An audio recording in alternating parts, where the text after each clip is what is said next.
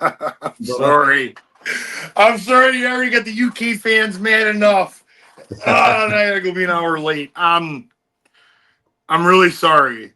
it's all But right, mate. It can't be helped. thanks. It happens Thanks, all the time. everybody that came back. Lou, thanks for being cool. Tell No everybody I get to bust my balls a little bit and said you and I'd be fighting here sooner.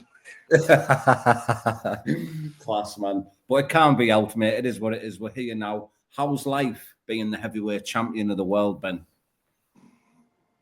Just like it was just like it was January 24th and just like it was January 26th. The first week was pretty wild. I was doing a lot of interviews, a lot of action in my hometown. My mayor anointed February 8th Ben Rothwell Day in the city of Kenosha. So the No. first couple weeks was pretty crazy. It was really fun. A lot of interviews, a lot of fans. I had a grand opening for my gym, my new gym. So it was a pretty cool couple weeks. And then everything calmed down and it's kind of been business as normal. The gym has been my main. I'm trying to get it set up. It's a commercial property that we took on. I've had the gym for 14 years, but instead of paying rent, I got a commercial property and now, you know, it's on me to take care of it and keep it going. So it's been pretty busy that way. Yeah. Got my training. I didn't take too much time off. We're back to training, sparring 3 days a week, and keep Good. continuing my training. So I'm getting ready for something. I just don't know what it's gonna be. BKFC's brought me out to Dubai. It was a great time. The promotion seems bigger and better than ever, Yeah. but they didn't really know what they were doing with me yet. So there's a couple cats out there been mentioning my name, and there's a UK heavyweight even who Yeah. recently I took notice and I said, man, that would be a pretty cool fight. Yeah. So before we get into that, I just wanted to get your opinion a bit on how it felt. How did you find Knucklemania in Philadelphia? The whole build up, the setup, walking out to the jam packed Wells Fargo. How did that feel, mate? Did it weigh up much to the bout you've had in the UFC? How did it balance with that? It did. It did. My first fight in the BKFC was in uh, Monroe, Louisiana. Yeah. Okay, there's about 3,000 people. It didn't, did that feel like a UFC? No. Like even the smallest UFC wasn't anything like that. But it was a great fight. I had a 20-second knockout, and I was just happy to get in and put on a viral knockout, and it was fun. But I was like, hey, it's a new organization. This is the way it's going to be in the beginning. Yeah. My very next fight is in Denver, Colorado, for the BKFC that has Conor McGregor show up. Sold Yeah. out crowd, 10,000 people, and then I was like, oh, okay, this is starting to feel more like the big show, and it was I know that was a big turning point for their organization, and a lot of the residuals after the fight, it was like pretty cool to see the fan base grow. And then we did California Knucklemania 4 to go in California and to make everything line up like that. That's a big deal for any promotion to pull that off. So I'm like, all right, this thing's really getting serious. Move on to Knucklemania 5, Wells Fargo, 17,700 people. It's one of the biggest arenas of people I've ever fought in. I mean, I'm talking about bigger than a lot of the UFC fights I fought in. So I got the UFC feel and then some. That show really put us over. I kind of feel like each of those shows I just mentioned, I kind of felt like the thing ramping up. They were they were big milestone moments for the organization, but the Wells Fargo was it, man. That was what an incredible feel, and to get a knockout of all my knockouts, yeah, none of them compare to that because we had 17,700 people were on their feet, and what an incredible moment. Yeah, just being there, watching it live, the atmosphere was overwhelming. So I couldn't imagine what it felt like to walk out co-main event to that crowd. After being 10 minutes of chilled off, yeah, I'm glad that I was able to get my mind back into the fight. Me and Mick were sitting there in the back, and they did like a, I don't know what you call it. They did interviews. They had a rapper come on, did a song. They all while him and I were standing on deck, right there on the curtain. I don't know why they did that to us. That was pretty crazy. Because the show flowed really good the whole time, right up until me and Mick had to come out, and then Also, they, you could see each other backstage. yeah, we're just sitting. They took us out of our rooms and they brought us, and I was standing there on the stage, like right when you come out. I was standing up there, like freezing, like cold breeze, and listening to all the nonsense. I'm like, so, but Mick was right behind me, going through the same thing. So at least we were going through it together. What did you think of obviously Mick Terrill as your opponent in this fight? What did you think of Mick as a fighter going So into the fight? right after the interviews, the post press conference, I was still amped up. I was in the moment. I was like, oh, Mick, mix this, mix that, and I was kind of like talking. I was still like creating the fight. The truth is, Mick's a super nice guy. Like if him and I lived close to each other, we'd probably be very close friends. Like he's very funny, and of all the competitors that I have fought, win or lose, Mick is special in the way he handled his loss. He was completely funny about it. Um, I Did don't you know how to expect it to explain. go that way? Yeah, he just is something I've never been around. You know what I mean? Like win or lose, the guy's like happy and a good attitude, and he's a good person. And I just said, I kind of said like, oh, he's a bully and this and that. Like that was still me. Like people don't understand. For us to get into these fights, if I'm like going in to fight Mick, like, hey, he's this nice guy, I'm probably not going to be as intense. I'm like, oh, I'm going to spar Mick. And I'm the one that'll get knocked out for acting like that. So I got to get mean. I got to kind of make animosity for it. And I was still pretty high on all of that right after the fight. But then literally the next day, he's posting funny stuff about it. Like he goes, I don't always get knocked out, but when I do, I make sure it's in front of 17,000 people. And it's like, dude. So he's like, just got a good sense of humor to him, man. He's a good guy, and I want to see him fight everybody else but me and knock him out. You know what I mean? I want to see him get back into it and have success. Yes, definitely, mate. And with the fight going the way it did, like over very early, and with him still being ranked underneath you in the BKFC rankings, is it a fight that we'd probably see again down the line?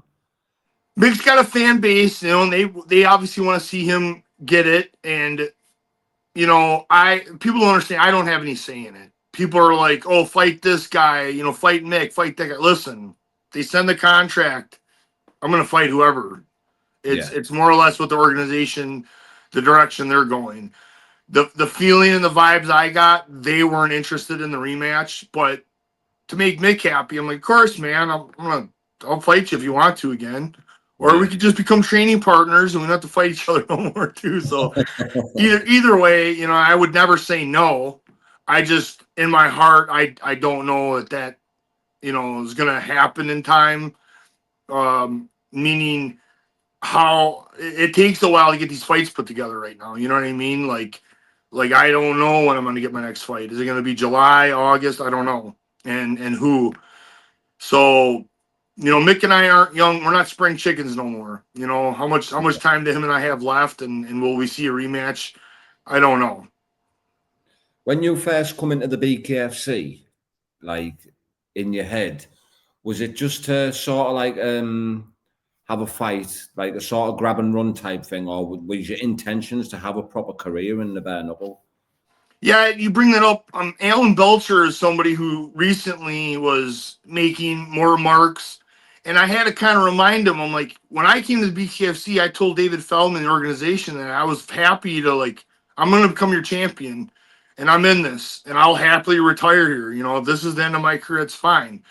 And I don't know if they believed me at first, but I know they believe me now. Like I'm invested. Like I promote BKFC. I want them to skyrocket. And when I'm done fighting, I want them to continue to become one of the biggest combat sports sensations on the planet. I think we can already see we're very close to number two. David Feldman's like, yeah, the UFC is dominating the combat sports market, but who's number two? Maybe a boxing organization, but as far as the other MMA organizations, absolutely not. BKFC's right there. Like we got to be number two, number three for sure. Like, and it's just growing all the time. And I'm invested in that. Like, I want to see its success. I want to see everyone behind it be as successful as they can, because these last four fights have been awesome for me. Like, where would I be without the BKFC? That's the way I look at it. Alan Belcher, on the other hand, kind of feels like entitled, and I told him, I reminded him, like, yeah, you got in it, and then you hop ship right away because you wanted to go try the flavor of the day. And how'd the flavor of the day work out for you? Because he made a post today that GFL was like a scam. I'm like, Yes. yeah, that's what you get, man. You keep hopping around. You have no loyalty. You're not invested in something. That's like a guy that, like, has a gym. The gym builds him up, gets him wins, and he's like, oh, I'm gonna go train at these other gyms. It's like, you have no loyalty. And Yeah. then that person doesn't have success. It's like, yeah, you lose your backing. Like everyone was behind you and wanted you to win, and all of a sudden you left us all to go to some other places. It's like, it's never gonna be the same. You're just a Ronin. You're just floating around, taking care. You're selfish. You're selfishly taking take care of yourself. And it's like, I'm selfish in the ring. Outside of the ring, it's a team. Like, we're all in this together. I Yeah. look at every person in the BKFC, all the drivers, the head brass, everybody in between. We're a team. Like, Yeah. we're in this together. So that's where I am on that. I'm with the BKFC, and I want them to be as successful as possible. Yep, same, mate. Definitely. And they're going to be the number one, mate. Number one very, very soon combat sport on the planet. And do you watch much of the BKFC UK?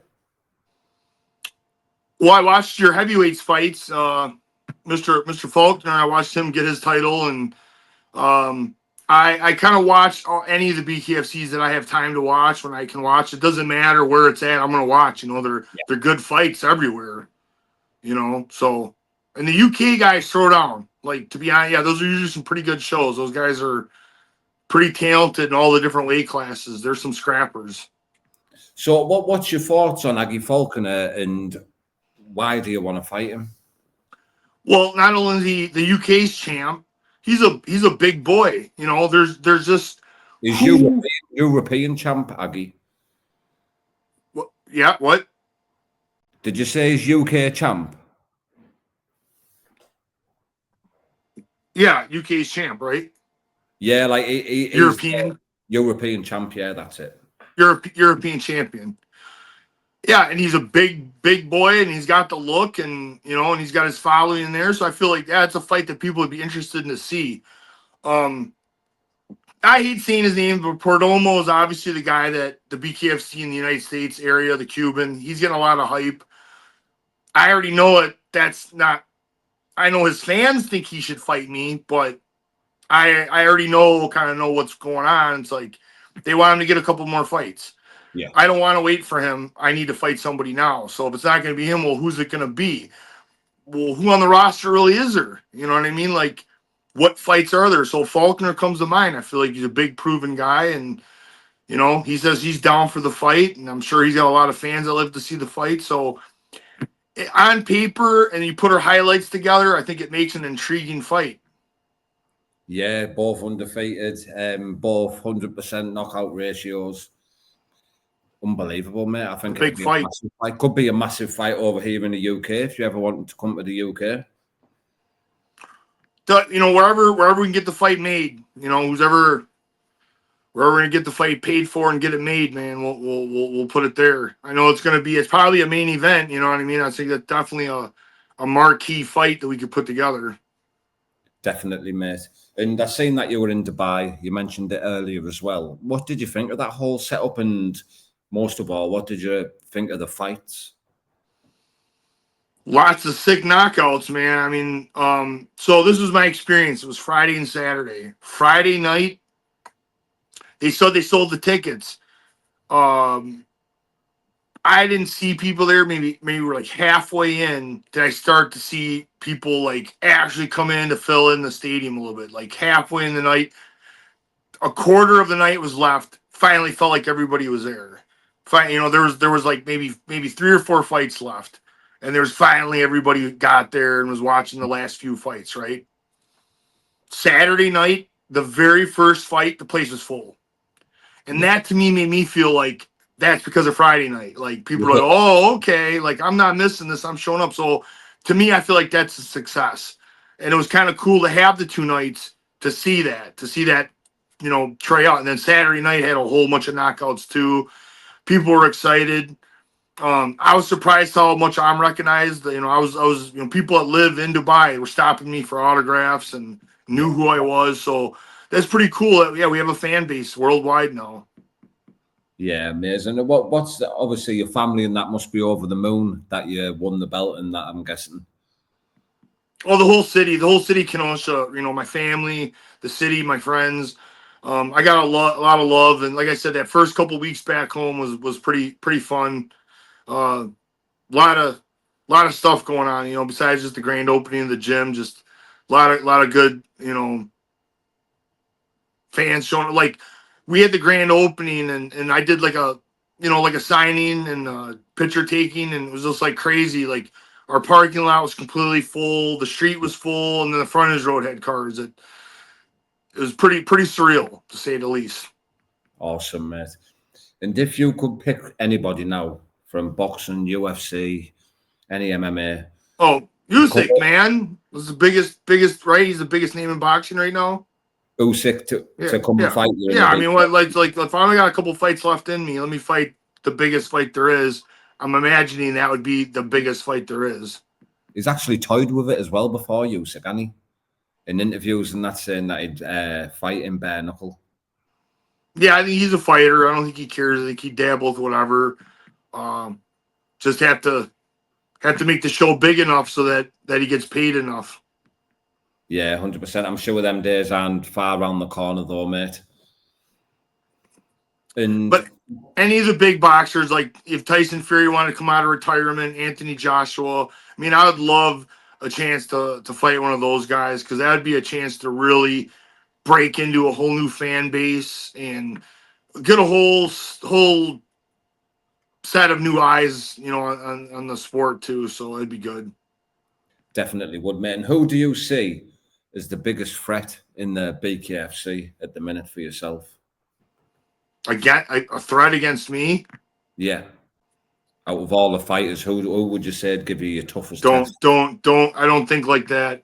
I'm the threat. I'm the threat. It doesn't matter to me. Like, everybody made me what, a 5-1 underdog against Mick. And people just don't know. The bare knuckle fan base just doesn't really know how good I am. So I'm just like, give me whoever it is you don't think I can beat. Let me keep proving myself. That's why a Mark Hunt fight is intriguing. He has a huge fan base, dangerous. That could be a big fight, and maybe even at super heavyweight too. So he's going to show up at the show in Italy, and maybe there'll be some talks of making that fight happen. We mentioned the Perdomo, we mentioned Faulkner, so there's some big fights, but I think the biggest fights are probably some of those boxers, or like a Mark Hunt that we mentioned. Yeah, that'd be huge. One of those legendary names that could really, really put it over. Definitely.